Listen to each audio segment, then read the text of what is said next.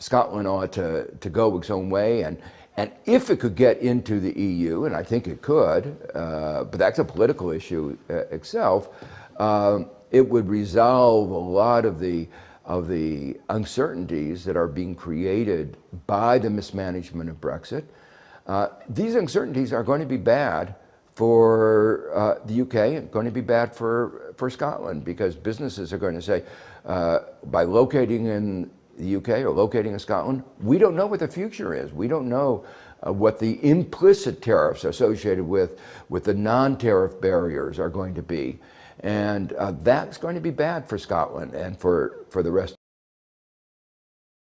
As far as Scotland is concerned, I wish the Scottish people well. If I were a Scot, I would probably vote in favour of independence, because England has gone too far in the direction of Thatcherism. Looking at England from outside, even though I love the country, it's very difficult to see how the progressives, who may be in the majority, will get their act together in order to arrest this precipitous fall into the lap of a rabid neoliberal way of doing things, whereas Scotland remained much closer, always remained much closer, to the post-war settlement of a mixed economy, of a welfare state. But the great problem with Scottish independence is that the SNP is not courageous enough. They are not explaining, they don't have a proper answer to the question, what are you going to do with your currency? Because I find it preposterous to say that we will continue to have the pound, even if we become independent. This makes absolutely no sense whatsoever. You want to have your independence, proclaim your monetary independence as well. And this is much easier to do in Scotland than it was, for instance, for us to do here in Greece. Why? Because the Scots have Scottish pounds in their pockets. You have printing presses in Scotland producing the Scottish pounds. All you need to do is sever the link, the peg of one Scottish pound to one English pound. But that takes a little bit of courage that I don't believe that the SNP is showing at the moment. There's absolutely no doubt that Scotland could be independent. The thing is, you just can't be dishonest about the costs. Also, if you really want to be independent, you need to be a monetary sovereign. You need to have your own currency. There's absolutely no point in swapping out the cash handout that you get from the English, which is higher public spending over the border, for basically the strictures of Brussels the next time they go on an austerity binge. So if you want to get there, be honest about the costs of doing so. And then if you make the decision to become independent, open up a bond shop, float some debt, figure out how much it's going to cost you, then figure out how many taxpayers you actually have, because that's still opaque in Scotland because it all goes into general funds. So it's a question of, could you do this? Of course you could. This is a dynamic, innovative, small, well-governed country.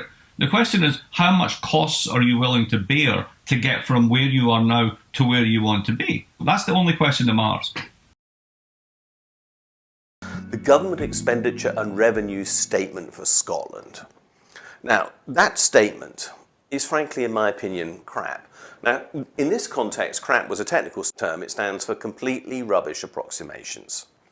Now, why do I say that about the JERS statement? Well, simply because I don't believe it. Basically, JERS says that if Scotland is about 8-9% of the whole of the UK, then 8 or 9% of the whole of the UK's income is Scotland's. And 8 or 9% of the spending, near enough, is Scotland's, even though that may not be true.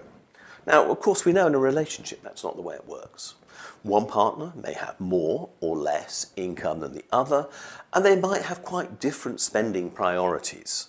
And as a result, their actual income or surplus or their spending and deficit, they might run an overdraft and the other runs a current account balance, then those things will not be the same. But JERS assumes that simply Scotland is a part of a bigger whole, when in practice it isn't. It's a separate nation state. So JERS suggests that decisions made for the whole of the UK would continue if Scotland was independent. That's simply not true. Scotland would not have Trident, I'm quite sure. Scotland would not have the same level of armed forces. Scotland would not have the same international relationships that the UK has got. Scotland may decide to have a quite different tax system. Scotland would keep its oil revenues. And let's be clear about it, Scotland's oil revenues could look very more like the Norwegian model if it was independent compared to what they are under the UK as a whole model. Scotland may have a very different perception of debt in the case of being independent, because I think it's quite reasonable to argue that Scotland may have little or no national debt in the event that it was independent, because it ran a surplus for so long that it didn't accumulate the UK deficit, which is being borne elsewhere, but which is being charged to Scotland, even though it might never have generated it. All these things would make a genuinely Scottish financial statement look fundamentally different from the statement that we've got now.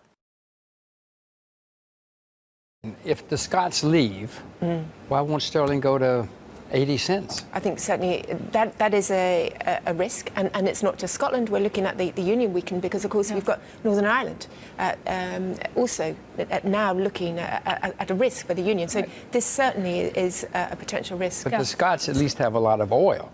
And if they leave, they're going to take the oil Yeah, but with Jim, them. we don't know if they do leave, right? No, I Do you said see it if. going No, we're badly? talking about currencies and what could happen. And if the Scots leave. If the Scots leave, the political uncertainty would certainly drive sterling lower. Now, whether or not Scotland could afford to leave is a different question. Yes, they've got oil, but of course the price of oil is a lot cheaper now than when they did their budget negotiations a couple of years ago when they had their first referendum. But they don't have gigantic debts. They do have a lot of social transfers from England, from Westminster. So from that point of view, their budget programme is going to be quite interesting. It's not necessarily something that Scotland can afford to do, but of course that's highly debatable. Irrespective, I agree with you. I think if Scotland were to leave, if the polls began to show that the Scots wanted to leave, which they don't necessarily at the moment, then that would certainly be a worry for sterling. And also we've got to keep one eye on Northern Ireland too. Yeah, and it's also a question of timing, right? We don't know exactly when there will be a referendum at this point, or if there will be a referendum. How do you see negotiations with the EU, between the UK and the EU going, Jim? Well, the UK is going to leave. There's no question about that. They've said they're going to leave. Whichever way it turns out, the UK citizens say that's what they want, and that's what they're going to get. What worries me as an outside investor is, well, what will happen to the currency? What will they then do? Will the Scots then leave? Because if the Scots leave, Francine, they are going to take their oil. And you look at UK's balance of trade, balance of payments, without the oil, without the Scottish oil, what's left here, Little England, or Great Britain, or Great England, whatever we'll call it then, doesn't have much to sell to the outside world anymore. And what? Look, I think the lady nailed it in the third row over there. Almost the 2014 decision is moot because the constitutional framework that you understood prevailed then has changed enormously. In just over 2 years' time, the Westminster government will take us out of the European Union, because in aggregate, English votes and Welsh votes out-trump Scottish votes. The vote here was overwhelmingly to remain. Things have changed. I think that is a sensible reason to revisit this decision. The constitutional basis upon which you voted in 2014 has altered markedly. If you now wish to be a member of the European Union, you will have to leave the United Kingdom. That is the exact opposite of what was prevailing in 2014. Now, you've probably had, since the Act of Union of 1706, far too many people like me telling you what you should do. So I'm not going to tell you what you should do, but I hope you'll take a little bit of friendly advice. I think this is a great country. This is the country of Adam Smith, David Hume, David Livingstone, J.K. Rowling, Sir Alex Ferguson, Val McDermott, heroes all. And you have the national income of a country like Portugal, you have the population of a country like Slovakia or Finland. I see no reason whatsoever why Scotland can't take its own place as a proud, independent nation.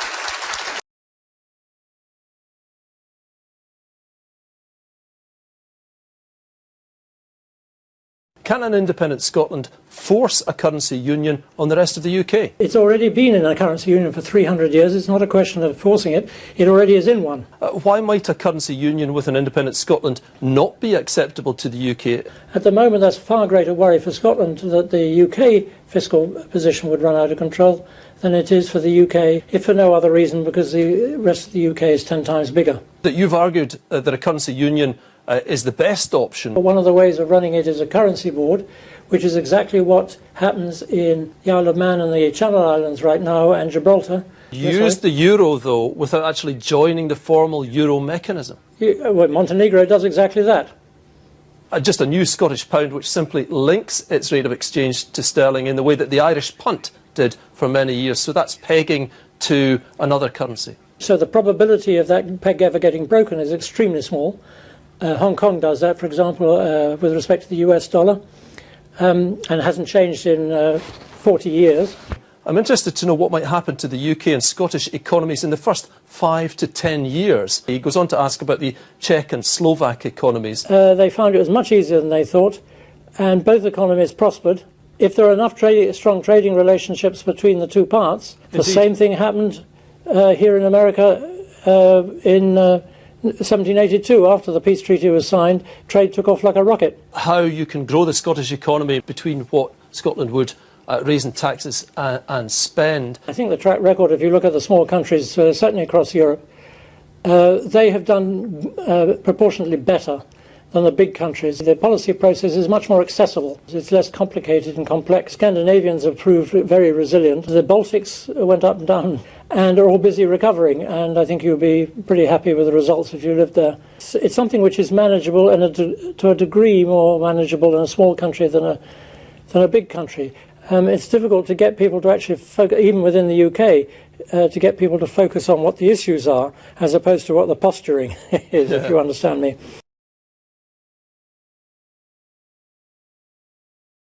About the possible economic implications. Do you buy any of those arguments? Look, it's very clear to me that Scotland could be an independent economy. There's no doubt. The Scottish economy is bigger than the Irish economy. Its rate of unemployment is half of our rate of unemployment. It has oil. We know it has oil. Its population structure is actually quite young in comparison to other parts of the UK. So this is a substantial economy that could survive on its own without any real problems. That's the first thing. There are issues, but it could survive on its own. That's the first thing. It could even thrive on its own. So you're talking not about a bit of the United Kingdom. What you're talking about is an economy that is 190 billion euros GDP. So it's big. So there's no reason to believe it can't survive and thrive. Okay. The successor state, which would be our UK, would retain responsibility for the debt, but Scotland would plainly be expected to make a contribution to that servicing cost. That is not an unimportant detail, because it means that Scotland starts actually with a position of having essentially no external debt other than to our UK, and that's relevant to Scotland's position in relation to global bond markets. I respect Professor Sampson, but the LSE needs to raise money, so it needs to get its name out there. So this is a bit of publicity. It's not real economics. Okay, the methodology is also wrong, because it doesn't take into account everything else. Whether you support independence or not, independence would give the Scottish Government more economic levers. Our worst economic problem is low investment. Independence would lead to more investment. That would grow the economy faster. Scottish economic growth rate traditionally last 20, 30 years, half what countries of a similar size in Europe achieve. So that's the prize. Well, I've been looking at LSE forecasts. They forecast in 2014 that if Scotland was independent, we would be a, quote, more volatile and risky place. Well, we didn't get independence. We stayed in the UK. We left the EU. And can anybody out there deny the fact that we are now in a more volatile and risky place? So I don't put a lot of faith in LSE predictions.